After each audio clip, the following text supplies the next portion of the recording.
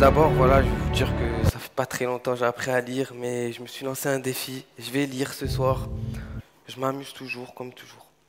Connaissez-vous le troisième arrondissement de Marseille? Pour ceux qui ne connaissent pas, je vais vous en parler. Je vais vous en parler comment j'en suis sorti aussi. Bonsoir, pour commencer, je suis Dylan Robert, jeune comédien. Je vais tout d'abord vous parler de mon enfance. À l'âge de 7 ans et demi, 8 ans, j'ai déménagé dans mon petit quartier pour aller dans le troisième arrondissement. J'ai fait plusieurs écoles. J'étais souvent renvoyé, c'était pas très facile les écoles là-bas. C'est pas les meilleures écoles là-bas. J'ai commencé à faire des connaissances, j'étais inscrit dans différents clubs de sport, j'ai commencé à faire des conneries. Mon nom il commençait à tourner dans le quartier. À l'âge de 16 ans et demi, j'ai été incarcéré. J'ai fêté mes 17 ans là-bas, c'est là que j'ai rencontré Émilie, une éducatrice, qui s'occupait de mon projet de sortie, qu'à cette heure-ci, je sais même pas comment la remercier. Elle m'a parlé d'un film qui se tournait à Marseille à la base, moi je voulais être carreleur. Mais Émilie, avec qui je préparais mon projet de sortie, a poussé le dossier en mettant le casting dans le projet de sortie pour m'aider à me faire sortir plus tôt. Elle pensait que ça allait m'aider. Après avoir été libéré, j'ai été au casting. J'ai rencontré Sandrine Lapuyade, la directrice de casting. Elle m'a rappelé. J'ai rencontré Jean-Bernard Marlin, le réalisateur du film.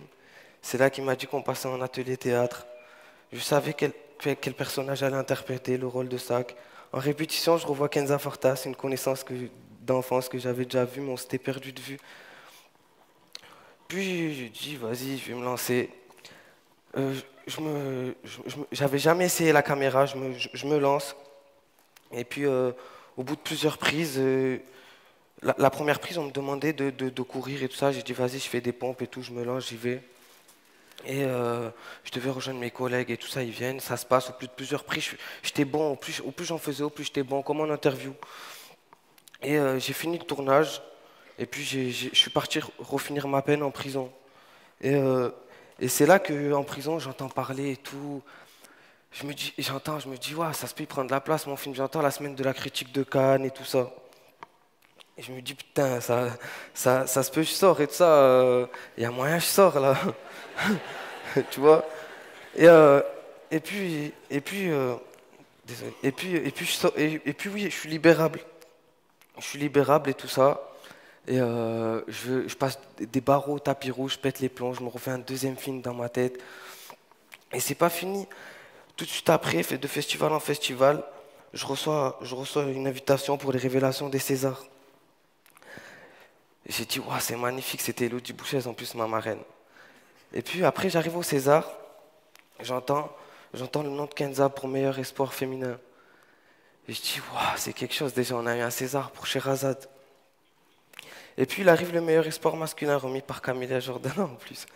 Et quand j'entends mon nom, je n'y crois même pas, je reste choqué, je prends des grandes claques, tout le monde me crie dessus. Mais lève-toi et tout, j'arrive pas à me lever. Et puis je prends mon courage à deux mains, je vais vers Cadmerade et Camilla Jordana qui me félicite. Et puis je descends, je prends mon César, je dis ce qui me sort du cœur et tout ça. Je descends avec mon César et tout ça, un peu sonné, j'écoutais ce qui se passait là-bas. Et j'entends Meilleur espoir, premier film, Jean-Bernard Marlin. Je dis, ouais, on a eu 3 Césars, on a fait un braquage à la Marseille, j'ai pété les plombs. J'ai dit, waouh, c'est un truc de fou. Pendant ce temps-là, j'ai cru pendant longtemps que c'était un coup de chance, le fruit du hasard. Je me suis rendu compte maintenant que c'est qu'une question de rencontre, ouais, mais aussi de volonté, d'envie de saisir les chances qui me sont données, de tout donner pour y arriver. Donc allez-y, foncez, rêvez.